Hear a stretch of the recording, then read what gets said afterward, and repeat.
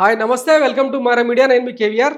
అనంతపురం కీలక నేత TDP senior leader Diwakar Reddy వ్యవహార శైలి ఇప్పుడు టీడీపీతో పాటు రాష్ట్ర రాజకీయాల్లోనే పెను సంచలనంగా మారింది. గత కొద్ది రోజులుగా ఫ్లై యాష్ వివాదం నుంచి మొదలు పెడితే రీసెంట్గా మాధవీలత మీద చేసిన ఆరోగెంట్ కామెంట్స్ వరకు తీవ్ర దుమారం రేపుతా ఉన్నాయి. ఏం పీక్కుంటారో పీక్కోండి అని సంకేతం ఇస్తున్నట్టు ఉందన్నమాట చంద్రబాబు గారికి, తర్వాత పార్టీ అధినాయకత్వానికి. ఆయన వ్యవహార శైలి ఏమాత్రం మింగుడు పడింది, తీరుగా మారిపోయింది. నిన్ననే ఒక వీడియో రిలీజ్ చేసిందనమాట. టేబుల్ మీద అన్ని డబ్బులు పారబోస్తూ, నేను తలుచుకుంటే ఇట్లా ఉంటాయి నా వసూళ్ళు, 72 ఏళ్ల వయసులో నన్ను అందరూ చాలామంది ఆదరిస్తారు, నేను ప్రజానాయకుడిని, జస్ట్ జోలె పట్టుకొని అడిగితే కోట్లాది రూపాయలు డొనేట్ చేసే అవకాశం ఉంది, నాకు అవినీతి ఎందుకు అది అన్న కోణంలో ఆయన మాట్లాడుతూ ఉన్నాడు. ఈ వ్యవహారం అంతా చూస్తూ ఉంటే అసలు పార్టీ మీద, కీలకమైన నేతల మీద చంద్రబాబు గారికి పట్టుందా, కోల్పోయారా అన్న ఆ ప్రశ్నలు ఆ పార్టీలోనే ఉత్పన్నమవుతా ఉన్నాయి అన్నమాట.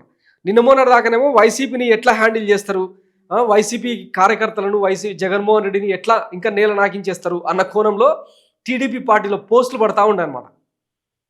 సోషల్ మీడియా వేదికగా, డిజిటల్ మీడియా వేదికగా, ట్విట్టర్లో అధికారంలోకి వచ్చి ఇంత పెద్ద ఎత్తున మ్యాండేట్ వస్తే వాళ్ళ మీద రివెంజ్ పాలిటిక్స్ ఇంతేనా అనే కోణంలో పచ్చ బ్యాచ్ మొత్తం ఎగిరెగిరి పాడేదనమాట. ఇప్పుడేమో సొంత పార్టీలోనే కుంపట్లు రగులుతూ ఉన్నాయన్నమాట. నిన్న మొన్న ఆయన అనగాని సత్యకుమార్కి సంబంధించి అవినీతిని మన ఆంధ్రజ్యోతిలో వచ్చింది. తర్వాత హోంమంత్రి వంగలపూడి అనిత మేడంకి సంబంధించిన పిఏ జనార్దన్, ఆయన అరాచకాలు పేటరైపోతూ ఉన్నాయి, పాయకరావు పేటలు అని చెప్పి ఆయన మీద ఒక కథనం. సో ఇట్లా వరుసగా జరుగుతున్న ఈ ఇన్సిడెంట్ల కారణంగా మొన్నటిదాకా కడపలో ఫ్లై యాష్కు సంబంధించి వాటాలు తేలని క్రమంలో ఆదినారాయణ రెడ్డి, తర్వాత ఈ జేసీ వర్గీయుల మధ్య పెద్ద ఎత్తున దుమారం జరిగింది. ఆ టైంలో అసెంబ్లీకి పిలిపించి మరి ఏమన్నా ఉంటే రోడ్డు ఎక్కి కొట్టుకుంటారా, మీరు ఇంట్లో కూర్చొని మాట్లాడుకొని 4 గోడల మధ్య తెంచుకోవాల్సిన పంచాయతీని ఇట్లా రోడ్డుకి ఈడుస్తారా, రచ్చకి ఈడుస్తారా, ఇట్లయితే పార్టీ పరువేం కావాలి అని చెప్పి బాబు గారు సీరియస్గానే వార్నింగ్ ఇచ్చినట్టు మన కులపత్రికలోనే వార్తలు వచ్చినాయి. అది జరిగి కూడా ఇంచుమించు 2 నెలలు అవుతా ఉంది. మరి ఏమైందో తెలియదు, ఇట్లా ఒర్రుడు కార్యక్రమం మొదలుపెట్టిండ్రు. మరి ఏం జరుగుతుంది అసలు పార్టీలో చూడాలి. మంత్రి పదవి కోసమైనా ఈ డ్రామాలు, టెక్నిక్లు అని ఒక చర్చ అయితే జరుగుతుంది. ఒకసారి ఆయన ఏం మాట్లాడిండో విందామండి. పూలు, దండలు, పండ్లు ఇవన్నీ ఎవరికంటే ఎస్పెషల్లీ పోస్టర్లు వేసుకుంటారే, నాకు బాగా తెలుసు. మేమే డబ్బులు ఇచ్చి మీలాంటి వాళ్ళు ఫోటోలు కింద పెట్టి స్వాగతాలు, సుస్వాగతాలు, అడ్వర్టైజ్మెంట్. ఇప్పుడు మా తమన్నా వస్తుంది,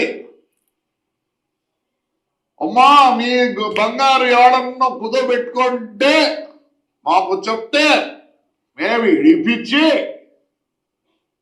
ఏం చెప్తారు, వాళ్ళు కట్టిన డబ్బులు వడ్డీ అన్ని కట్టుకొని మీకు మిగిలితే ఇస్తారు. ఈ పోస్టర్లన్నీ అడ్వర్టైజ్మెంటే, ఎక్స్ప్లెయిన్ చేసుకునే అవసరం లేదు. నా మీద ఎవరెవరు మాట్లాడినారు, వయసులో పెద్ద, slip of a tongue. So ఆ వర్డ్ కోసం అమ్మాయికి అబ్బాయి చెప్తా, I should have use that word. Yes, ఎందుకంటే నన్నే బ్యాడ్గా అనుకుంటారు for that word, not for anything. చూడండి ఎంత వచ్చినాయి డబ్బులు, చెప్పండి ఎక్కడి నుంచి వచ్చినాయి డబ్బులు? మా ఊరు ప్రజలు నా మీద ప్రేమగా ఉంటారు కాబట్టి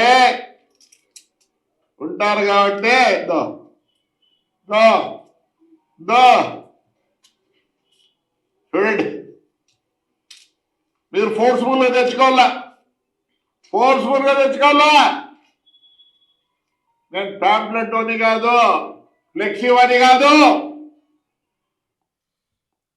సో ఈ నోట్ల కట్టల ప్రదర్శన ఏంటంటే, నీకు కావాలంటే డబ్బులు తీసుకో, ఎట్లాగో మంత్రి పదవులు అమ్ముకుంటావు కదా అన్న కోణంలో బాబు గారిని బెదిరిస్తూ ఉన్నట్టుంది అనమాట. ఎందుకంటే మంత్రి పదవులు కోటాను కోట్లు అప్పగిస్తే ఇచ్చిన వాళ్ళకే మంత్రి పదవులు కేటాయిస్తారన్న ఒక ముద్ర ఉందన్నమాట చంద్రబాబు గారి మీద, నారా లోకేష్ మీద. సో మరి నాకేం తక్కువ, నా దగ్గర డబ్బులు లేవా, నేను అడిగితే జోలెబట్టి అడిగితే తాడిపత్రి, అనంతపురం ప్రజలు పెద్ద ఎత్తున కోట్లాను కోట్లు తనకు డబ్బులు ఇస్తారు, ఎక్కడ నేను అవినీతి చేసింది లేదు, 72 ఏళ్ల వయసులో మంత్రి పదవి ఆశిస్తున్నా అని ఇండైరెక్ట్గా హింట్ ఇస్తున్నట్టుందన్నమాట. మరి ఈ పిట బెదిరింపులకు, ఈ అరుపులకు బాబు గారు బెదురుతారా, లేకపోతే మరి మంత్రులను మార్చి ఈయనను క్యాబినెట్లోకి తీసుకుంటారా లేదా అన్నది మార్చి వరకు ఆగితే తెలుస్తుంది అనమాట. ఎందుకంటే మార్చిలో మంత్రివర్గ పునర్వ్యవస్థీకరణ ఉందని చెప్పి లీకులు ఇస్తా ఉన్నారు. ఇప్పటికే హోంమంత్రి వంగలపూడి అని తర్వాత అనగాని సత్యప్రసాద్ను మార్చేస్తారు.